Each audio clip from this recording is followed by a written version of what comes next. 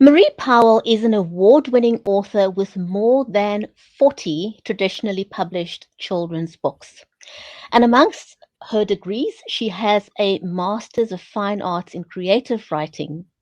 Her award-winning short stories and poetry have been published in literary magazines.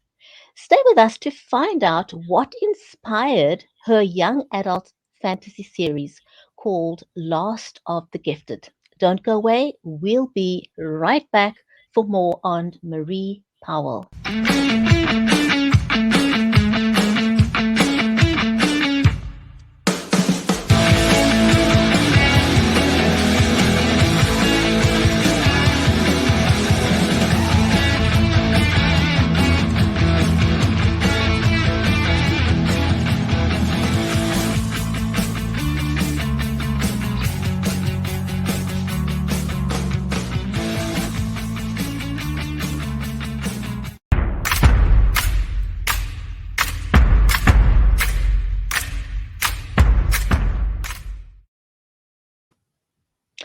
And welcome back. You're watching the Writers' Corner live show with myself, Bridgetti Lambanda from Cape Town in South Africa, and my co host, Mary Elizabeth Jackson. She's in the United States. A special warm welcome to you, our audience, because without you, we won't have a show. So, whether you're watching us over on LinkedIn, on Facebook, on YouTube, on Twitter, on Twitch, and also over on Amazon Live, a very warm welcome to you. We'd love to give you a shout out. So, if you'd like that, please let us know. And today, we're going to be talking to Marie Powell. And you don't want to miss this conversation because she is an accomplished author. But before we ask her to join us, one of the things we're very passionate about on the show is helping you see how you can level up.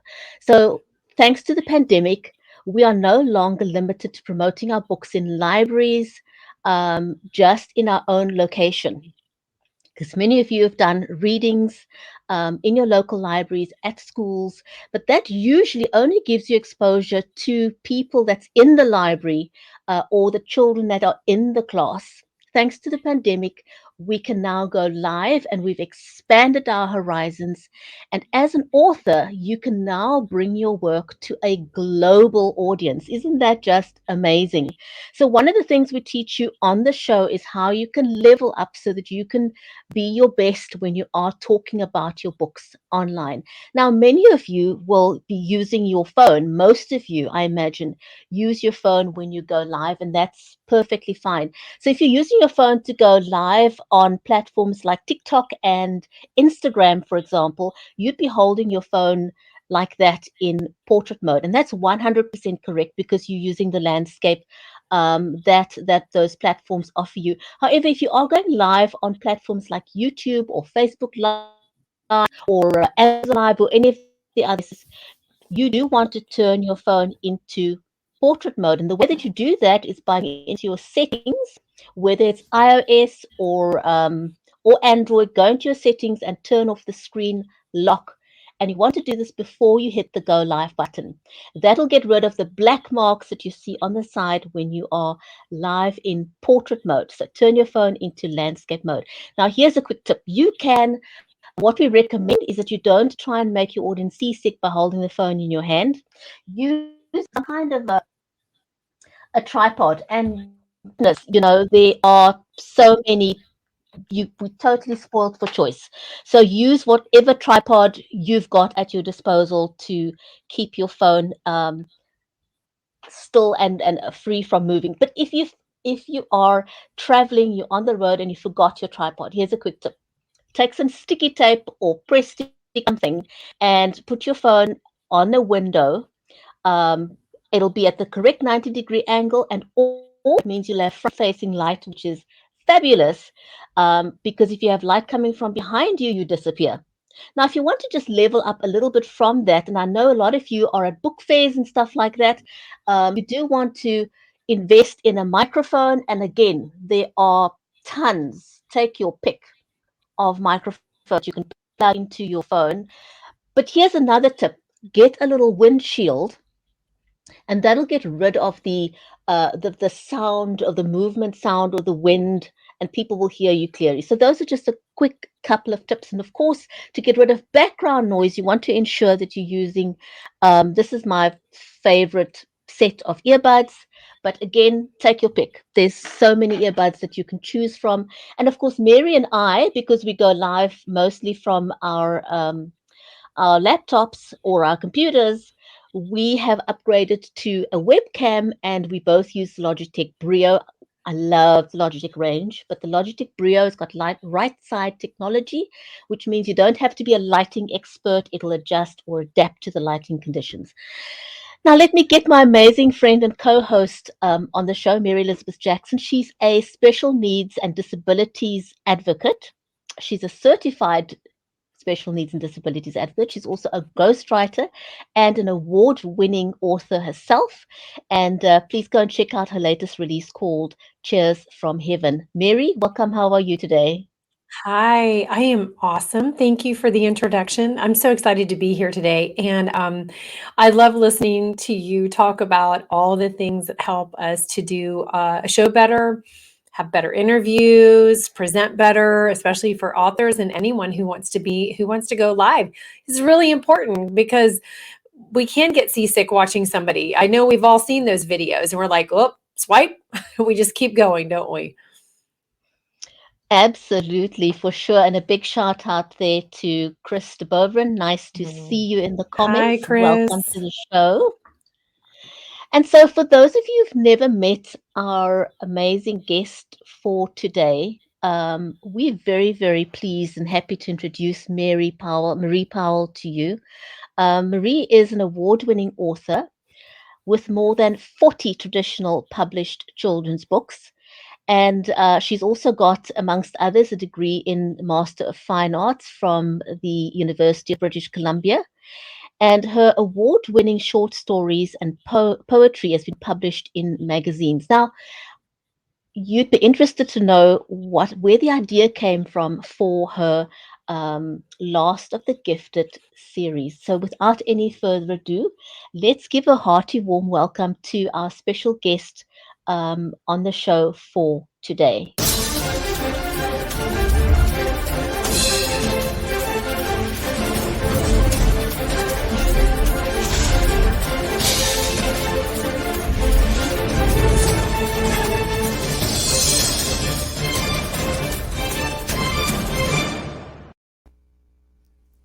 Wow. Hi, Marie. Thank you. Very a warm, very warm welcome to our show today. We Yeah. absolutely delighted to have you join us on screen today. Thank you. I'm excited to be here. It's great.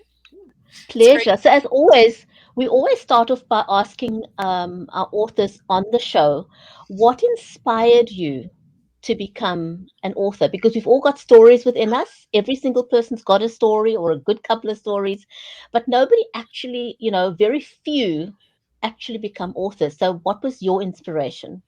I had a few inspirations. My father read to me when I was a kid. I mean, I think really reading convinced me to be a writer, you know. A lot of writers will say they couldn't, if they haven't read anything and that they really like, so they decided to write. I'm kind of the opposite. I've read all kinds of genres and all kinds of books right from the moment I can remember the moment when I learned how to read. And that just inspired me to want to do it myself. Really. But also, I had very good teachers who were very supportive of that, my writing when I was a young writer and a teenage writer and then an older writer. And we have a very supportive community here in Saskatchewan. I'm in Treaty 4 territory in Regina, Saskatchewan, but our Saskatchewan Writers Guild and our Saskatchewan community of writers is very supportive. So that helped as well as I grew into the idea of being a novelist, So, yeah, yeah, Nice. Yeah, you do have a very supportive community up we there sure because do. we know quite a few authors from up there, and it's really nice to have that support. So, Brigetti mentioned about your degree in fine arts, and do you feel like how much do you feel like that's played a part in strengthening your creative abilities, or has it just been kind of it's just kind of gone along with it? No, it definitely strengthened. I actually have 5 degrees. So my Oh, wow. Master of Fine Arts in Creative Writing is one I went back to get when I was in my 50s. And so by that point, I had gone to a lot of, we have programs here like Sage Hill Writing Experience and different workshops that go on through the year and so on, and different classes that I took that inspired me along the way. And as I got closer to wanting to be a novelist, I just felt I had to put more effort into it. I had some published short stories at that point and one published children's book, but I wanted to do more, and I wanted to take it a little more seriously. So I went back to get this Master of Fine Arts in Creative Writing from UBC, which was amazing. I cannot speak highly enough of UBC, but also everything I wrote, I, th I think I can say this without any word of a lie. Everything I wrote during my degree, except one TV piece that I wrote for a TV class I took, has been published or has won an award or something like that since. So, I mean, definitely the creative writing MFA was a big step up for me, partly because the quality of the students that were giving me feedback, but mainly because of the instructors at the UBC program and just that focus. We had basically we had to write 2 600-word essays about craft and feedback each week. So it was huge, like for 2.5 years. It was my life, right? So yeah, it made a big difference for me. That's Congratulations. amazing. Yeah. I mean, a lot of Wow. people Wow. don't, I know a lot of writers say that, and you don't have to have an MFA by any stretch to become a successful writer, but for me it was big. It was a real game changer in my career. Yeah. Now you've got your award-winning short stories and poetry has been published. Yes. Tell us a little bit about how that came about, because I think it will inspire new authors or, somebody want to know, Okay. how do I get my stories or poetry published? Can you tell us a little bit about it? I sure can. Um, I was, and I have been a member of writing groups all the way through my writing career and still am. And one writing group that I was in uh, back when I hadn't been published yet, was called the Erratics, and we were a group of poets and short story writers. And at one point, we got ambitious, and we got, looking at contests and looking at where you could get things published like that, where you could just short pieces and poetry published. And we began to encourage each other to send work out. It is a hurdle. It is hard, I think, when you're a new writer to go through that step of sending your work out to contests or to publishers and to literary magazines and things like that. But that was the way that I initially got published. I looked for what they call submission calls, where a publication will be, say, doing an anthology or doing a particular theme issue or something like that, and they'll put out a call to say, we would like to see some writing by this deadline, right? And you follow the guidelines, because it's really important. You don't get looked at if you don't follow the guidelines of that particular contest or particular literary magazine. They're very different in what they want you to submit and how they want you to submit it. But we got together as a group and looked at those things and said, well, your poem about X would go really well in this particular contest or in this literary magazine. Look at this, it fits really well. So we encouraged each other to send out, and that was big for me. As you can tell, I'm a bit of an advocate of the idea of community, and I do feel that that kind of support helped me come out of my shell, because I think writers are all a little bit introverted, or maybe not all, but many writers are quite introverted and a little nervous about, putting themselves out in public. So it was a big boost to me to have other people helping and to be able to help other people do that as well. Look at someone else's poem and say, oh, I just saw this contest. It would go really well. Why don't you send it? And that way too, you don't have to worry so much about the rejections that come in, because you're all together in that process, and when someone gets a win or gets a publication, then everyone can celebrate, so it was the way that I broke in. And I would recommend two things there. One would be being a member of a writing group of some kind that's similar to whatever you're working on, and a supportive writing group, because I think that's important too. And also the idea of finding publications, finding contests that your writing would fit, and sending it out there. Send it out there, and just keep sending it out there until you, when you get a rejection, sometimes you get good feedback. You can then revise the piece and send it out again to the next call or the next uh, publication that you see. So, I would advocate both of those things for new writers. That's really, really great advice, because support means everything and it helps you to be braver, I think, to take that chance that you might not. So that's awesome to share with us. Okay, so we're going to shift just a little bit onto your series, Last of the Gifted, your epic fantasy 2-book series. So are they standalone, or do you need to read them in sequence to each other? I hope they're standalone, but I think it works better if you read them in sequence. There they are there. Beautiful, beautiful. Spirit Sight is the first one, Water Sight is the second one. And basically, it's a series that's set in 13th century Wales, right? So it's medieval fantasy about two siblings who pledge their magical abilities to protect their people from the invading English army in 1282 Wales, with a little help from the last true Prince of Wales after his murder. So Hugh, the boy, is a warrior in training with a special ability to control the minds of birds and animals that evolves during the series. And his sister Catherine can see the future in a drop of water. And they have to work together. Basically, what happens is Hugh really wants to be to use his gifts to spy for the last Prince of Wales, right? But when the prince is ruthlessly murdered, Hugh's gift allows him to merge with the prince's spirit. And that way they get a little help in trying to fight back against the invaders. And eventually they have to basically join forces, stretch their gifts, and try and fight their way to freedom, you could say, or to at least survive the invasion. So, Gosh, I love that. I love that. And tell everybody really quick, where did the inspiration come from? Because Brigetti asked you, but I don't think she told us. Did she, Brigetti? No, I no. I would love to. I would love to.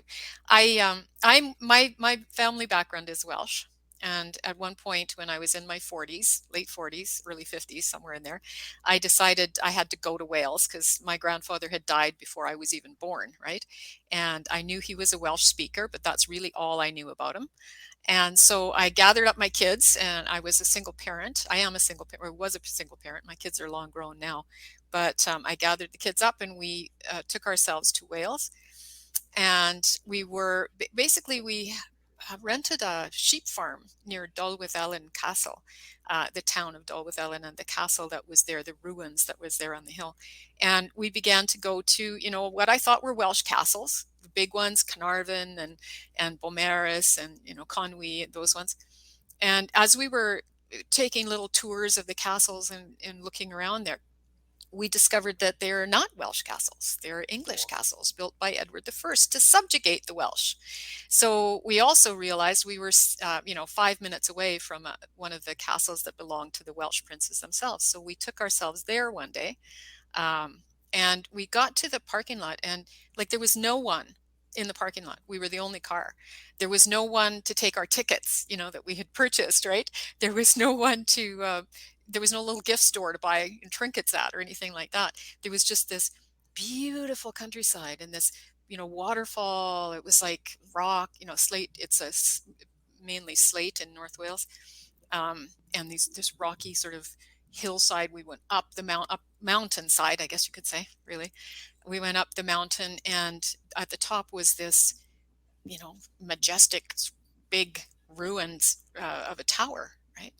And we looked at it, and we realized that the door to get in was on the first floor, not the main floor of the castle, which was strange. And there was a kind of a rickety set of steps, and all of the signs in the area were either in Welsh first, or they were just pictures, and the pictures were of people, falling off the cliffs and so on. So it was kind of like, enter at your own risk, right? There was no one to tell us anything. But so we climbed up and we went into the door, and there were placards around. So it was kind of like a self-guided tour, if you will. And we walked around this austere sort of stone thing, looking at different spots, and we found the kitchen and we found the area. There was an explanation of how people slept in the 1200s, and so on, and where they slept. And there was a walkway, and we went up on the walkway and looked around. And one of the stories that was on the placards was of the invasion, the 1282 invasion of Wales, and the loss of this castle, the way the English took it over. And just looking out over the mountainside and the lovely, beautiful landscape all around, and imagining it full of somewhere between 3,000 and 10,000 English troops facing you, coming to get you, essentially. It was it just gave me shivers, and just imagining that eventually led me. I couldn't get it out of my head. I had to write about it. Once we came back to Canada, I felt like the kids said, you brought a ghost with you or something, because it's, and initially, like, there has been a lot since then. That was 2006, and there has been a lot of research coming out and so on. So that was inspiring too. I got books, I read books, and went on the internet and found information out. I just couldn't leave it alone, and eventually it became a novel, and then That's it became amazing. So you really felt sort of compelled to get the story out. Sometimes events just move us to the point where we have to do something with it. Now, do you mind reading us a page or two from one of your I books? will. We'd really I love will. that if you could. That's a very good segue. I was just thinking that, I like to read this section. Now, I haven't read this for a while, but I will do my best to give you a good reading. Thank you. December 1282, Gwynedd, Cymru, North Wales. He raised his arms, feeling bone and feather flatten against the wind, and knew himself tethered to air currents that smelled of salt and fish somewhere off the horizon. He ran below the bird, yet his mind and the hawk's mind moved as one. He could feel the dry December grasses beneath his bare feet, but he saw, as the hawk saw, a flash of gray fur in the stubble, the swaying pattern of a tree branch. He tried to turn the hawk's mind, his mind, to his will, and for a moment he succeeded. In the distance he could see the stone watchtower of his home at Garethkellen, seat of the royal court of Wales. But the hawk's need was powerful, turning him back to scan the ground they circled. If he squinted just so at the yellow and russet clumps, he could make out the leaves of each tree. A shadow flitted from branch to branch. Prey. His talons ached for the soft flesh, and his beak thrust forward. No, not his. It was the hawk's beak that longed to rip the flesh from bone and feather. Hugh grasped the bird's thoughts again and turned its head toward Prince Llewellyn's tower. There, a streak of movement across the grass. Was it some grotesque beast from the past? He urged the hawk to circle until he could see it more clearly. A single horse and rider galloped toward Garthkellen. A messenger. Fast horses in wartime never bring good news. Had the English broken the peace again? Hugh gasped, and his connection to the bird faltered. The hawk gave a piercing shriek. Hugh felt himself falling, as if he'd dropped from its talons rather than its mind. His feet, the same feet that had seemed to barely skim the ground a moment ago, thudded against the earth. He stumbled, and the momentum of his running threw him over and down until he braced his hands against the mountainside. He almost flipped again and bit back a cry as his fingers buckled, but his shifting weight came to a stop. Tears have no place in a warrior's world, his father had told him when Hugh had sprained his ankle 5 years ago. He flexed his fingers now. Each one moved painfully. Nothing was broken. When he shared the mind of an animal or bird, he often lost the sense of his physical body. He was becoming familiar with the consequences of coming back to himself. This time, though, he'd taken it a step further. He'd done it. He'd made the hawk turn so he could see what he wanted to see through its eyes, if only for a moment. It was easier with horses because they loved him and he loved them, but they couldn't see any farther than the men riding them. Hawks and other birds would be more useful in a battle. Now he had proven it. He scarcely felt the dry spears of grass as he pushed himself up. Hugh's first thought was to tell his father, but would his dad listen? And I will leave it there. Nice. And listen to Amazing. her. Thank you. Yeah, listen to her accent as she's reading to us. I can hear it in there. So it sounds so, it's beautiful. So, Thank you. you're a very accomplished author. You've done so many things. So, what would you tell someone starting out or even and your younger self? Yeah. I would Yeah. say a lot of things. One thing I would say is read, read, read, read, read, because that's what really makes you a good writer, right? I do believe that. And the other thing is, you know, believe in yourself, because honestly, it's not always a straightforward path.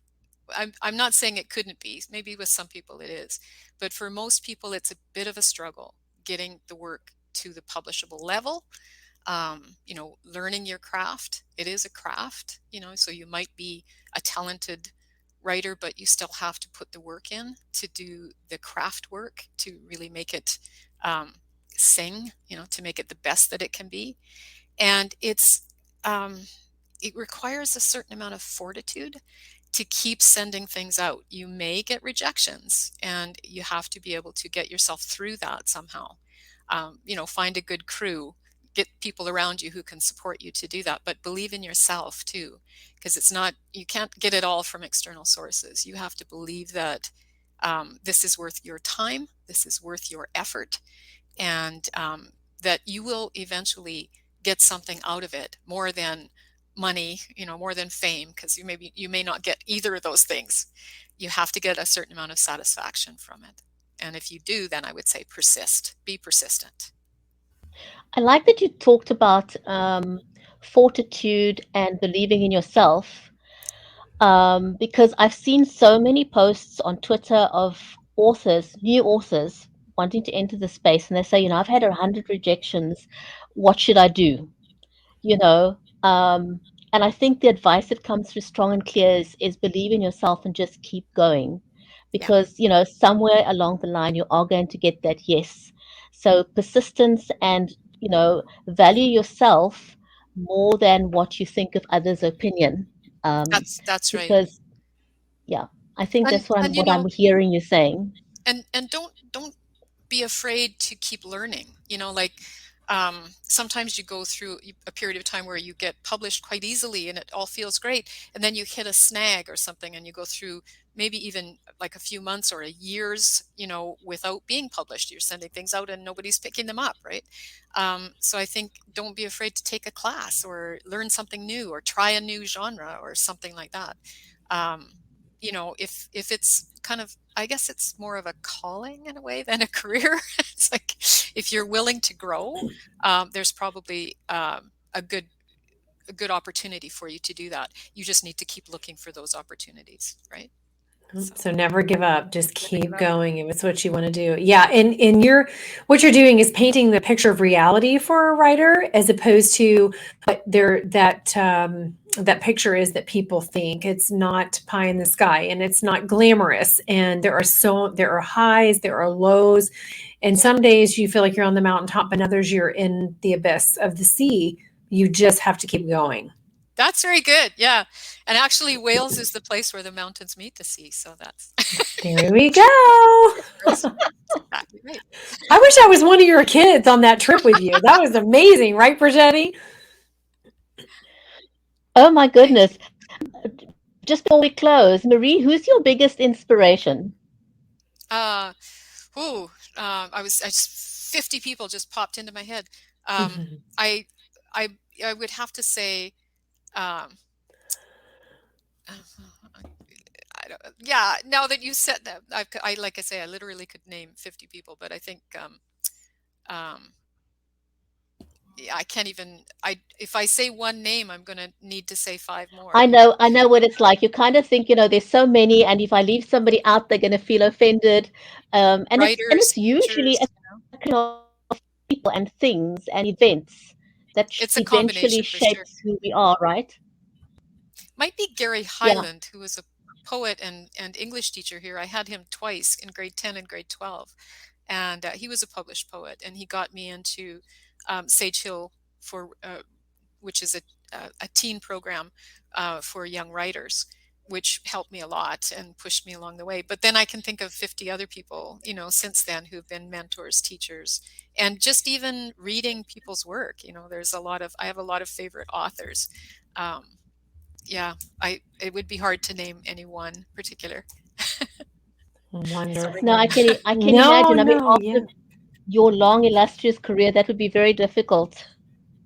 Yeah. Yeah. Well, in many different genres, like it's like I'd have to write out 10 different genres and name someone in each one of them, because that is kind of how it's been for me. Mhm. Yeah. Well, thank you so Oh my goodness. much. We have so enjoyed your journey and your stories and your reading. And so go get Marie Powell's series. And we can't wait to have you back on to see what you're up to next. Thank you. Absolutely. You want to hold do you want to hold those books up again Oh, quickly so sure. people can see? Yeah. Yes. So if you are watching us over on Amazon Live, those books are in the carousel. So do go and grab a copy of Marie's books. You can either grab one or grab both. I think There's an they're at a omnibus as special. well. Yeah. Yeah, Thank you. it's an omnibus. So thanks very much to everyone who's joined us live. And if you are catching the show on the rerun, then welcome to the show as well. It's also great to have you. So take care, everyone. Marie, thank you again. It was wonderful having you on the show today. And thanks, everyone. We will see you back on the next episode of the Writer's Corner live show.